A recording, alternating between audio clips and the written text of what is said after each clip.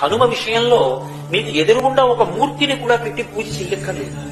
భయం వేసిందనుకోండి, ఎప్పుడైనా ఒక చీపురు పుల్ల తీసి మీకు ఎదురుగుండా రాయి కనపడితే రాయో ఏదో ఒకటి తీసి ఇసుకలోనో నేల మీదో అది పడిందా లేదా ముద్ర కూడా సంబంధం లేదు, హనుమ అని రాసి నమస్కారం చేసి నిలబడితే చాలు, ఉపద్రవం నుంచి గట్టెక్కుతారు అని చెప్తుంది శాస్త్రం. అందుకే హనుమ అత్యద్భుతమైనటువంటి రీతిలో కనపడేటటువంటి సుందరకాండకి ఇప్పటికీ పెద్దలు ఒక మాట చెప్తారు.